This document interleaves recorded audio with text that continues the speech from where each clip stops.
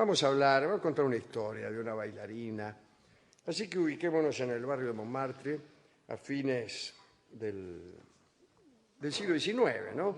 Por esos tiempos se inauguró nada menos que el Moulin Rouge. Era un lugar novedoso que poco tenía que ver con las viejas salas de baile populares que no tenían ninguna decoración en terciopelo, ni felpas, ni bronce, ¿no? Los fundadores del Moulin Rouge eran un catalán llamado José Oller, disculpen ustedes, que diseñaba montañas rusas, y Charles Sidler, un carnicero y vendedor de bebidas. Compraron un antiguo edificio en el número 90 del Boulevard de Clichy y erigieron el famoso Molino Rojo, ¿no? En torno a ese símbolo se alzaron varias dependencias, ¿no? La sala de baile, un teatro también al aire libre rodeado de un jardín. Ya desde el momento de la inauguración, que fue el 5 de octubre de 1889, el lugar tuvo mucho éxito. Sobre todo porque contrataron a Luis Weber, o será Weber. Weber, sí. Era de la Alsacia. Como digo que los franceses siempre suelen afrancesar todo, Claro, como el Boulevard Haussmann, que es de Haussmann, pero ella era de etcétera, ¿no? Alsacia, que es ahí. Es tan en la parecido a frontera Alemania, con claro. Alemania, efectivamente. Una hermosa alsaciana, excelente bailarina, que se hacía llamar La Golue. Antes de hacerse famosa, La Golue trabajaba en una lavandería de la calle de la Goutte d'Or. Tenía entonces 15 años. Por la noche iba a los bailes populares de la calle Caplat, en el Boulevard de la Chapelle, y en esos foros comenzó a deslumbrar a los asistentes y los muchachos se disputaban navaja en mano el honor de bailar con ella. Esos eran bailes. Sí, señor. No, No va a comparar. Los milongones melancólicos que Sí, a sí, los que sí. Y amanerados, claro. Claro, donde uno directamente baila con cualquiera sin mirarle, no. Allí para bailar con alguien que te gustaba tenías que llevar una navaja. Muy bien. Como esta. Señores, tiempo más tarde, la Golue empezó a ir a bailar al Eliseo de Montmartre, que era el bailongo más famoso, antes de la inauguración del Moulin Rouge. En el Eliseo conoció a un tal Renaudin, que fue su amante y su compañero de baile, como suele ocurrir. Sí, no lo neguemos Siempre más. tu compañero de... Claro, no, basta de... Sí, lo nuestro es solo la danza. Sí, señor, eso es hipocresía. Sí. Hay una tipa, es bailarina, tiene un compañero de baile, anda con el tipo. Sí, No, no es La así. mina es cantante, tiene un pianista, Sí, anda es con el pianista. no. Y listo, y basta, no, qué sé yo, y que hay que decirlo, porque a veces sí, a veces no. No, Y bueno, si va. lo aclaran, peor. El caso es que el Renaudin fue junto a la Golue el creador de un cuerpo de baile llamado la Cuadrilla Realista, con el cual triunfaron en el Élysée. Los dos fueron las primeras figuras, ¿no? El espectáculo fue bien conocido, las bailarinas, todos lo conocen. Las tipas fueron las primeras que empezaron a usar enaguas de Batista, no de Checho Fulgencio Batista o del Checho Batista, ¿no? no, adornadas con encaje que levantaban hasta los muslos. Esa onda.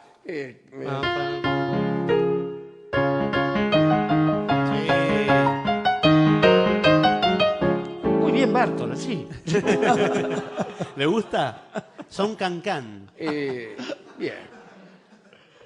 Cuando el Renaudin, que se hacía llamar Valentin Le Dessaussé, Ajá. mirá vos, y la Golue llegaron al Moulin Rouge, hicieron furor. Y estaba nuestro amigo Toulouse-Lautrec, que se enamoró de ella y la seguía extasiado por todos lados. El salón se llenaba siempre. Cuando bailaba la Golue, los dueños duplicaban el precio de las bebidas. ¿Qué quiere? ¿Un Fernet? Sí. Bueno, son 4 pesos. ¿Cómo ayer me lo cobró 2? Está bailando la Golue.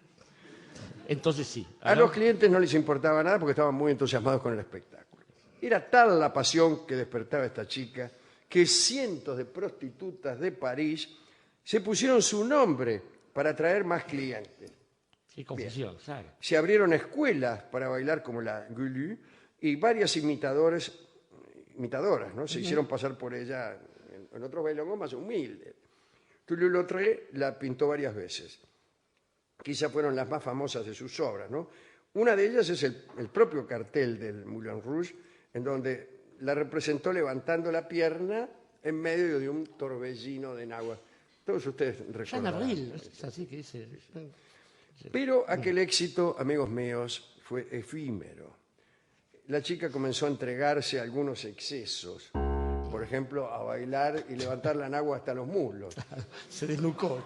Algunos descuidos, por ejemplo, etcétera. Y se precipitó en una larga pero feroz decadencia, dice el escritor. Primero empezó a comer de forma desaforada, como su nombre parecía. Claro, la glotona. Engordó mucho, se había vuelto caprichosa, creía que todo le estaba permitido. Un día, durante una de sus presentaciones, levantó una pierna, un movimiento que fue más bien una patada, y golpeó el rostro del príncipe de Gales, que estaba sentado al borde de la pista. Lo hizo a propósito. Bien El hecho. príncipe de Gales siempre es el heredero del trono de Dentro Inglaterra. de Inglaterra, claro. Otra noche, completamente borracha, ella dio un paso en falso y se derrumbó. Esto se repitió varias veces. A veces, también borracha, insultaba al público o suspendía las presentaciones un minuto antes de la salida al escenario. El público empezó a dejar de ir a verla y oler, el dueño, catalán. ¿no? Satisfecho de tener un pretexto para librarse de ella, la despidió. La verdad es que la Gulu ya no le proporcionaba buenos ingresos, le costaba muy cara, la echó. Tras el despido, la Gulu siguió su decadencia. El Renaudin la abandonó y continuó bailando con otra mina. ¿Qué cosa? En 1892 quedó embarazada de otro amante, se sometió a un aborto que se complicó y le dejó secuelas. Ya no pudo bailar como antes. Desesperada, antes de terminar con el dinero que había ganado en los buenos tiempos, quiso presentarse en las ferias de Montmartre y de Saint-Germain con un número de danzas orientales. Su compañía, dice el cronista, era una playa de huríes ajadas. ¿Cómo me gustó esa descripción? Las huríes, aquellas mozas que hay en el paraíso Islam. musulmán, cuya saliva, o una gota de cuya saliva, es capaz de endulzar todos los mares. Como ya no podía bailar la Gulu, se contentaba con moverse de una forma que a ella le parecía sugestiva, pero que en realidad era de obscenidad indigente. Ay, Dios. Sí, arriba de un paravalancha. Está. Fue entonces cuando le escribió a uno de sus enamorados, que no era otro que Toulouse-Lautrec, y le pidió que pintase 2 carteles para la fachada de su puesto en la feria. Y el hombre aceptó. Luego de algunas semanas entregó a la Gulu los 2 carteles esperados. El primero de 9 metros cuadrados, sería de 3x3. Claro. La representaba en su número de danza oriental, envuelta en velos transparentes y contemplada por un público entre el cual se destacaba Oscar Wilde, que se había hecho amigo de Lautrec hacía poco. Estaría ya en su última época en París, donde murió. Sí, claro. Oscar Wilde murió en París en 1901. Saliendo de Reading. En un hotel donde tiempo después se alojaba, siempre que iba a París, Jorge Luis Borges. En la puerta del hotel hay 2 plaquitas. Dice, aquí murió tal día de 1901 Oscar Wilde. Aquí se alojaba en sus visitas a París el escritor argentino Jorge Luis Borges. Son de la misma, del mismo tamaño. Sí, señor, claro, claro. Qué bueno que alguien lo reconozca. Es un hotelito muy lindo. Bueno, eso era el afiche de Toulouse. En el segundo cartel, Lautrec le había pintado bailando con su antiguo compañero, ¿no? El Renaudin, en recuerdo de su antiguo esplendor. El público de la feria se mostró insensible y no le dio ni 5 de bolilla.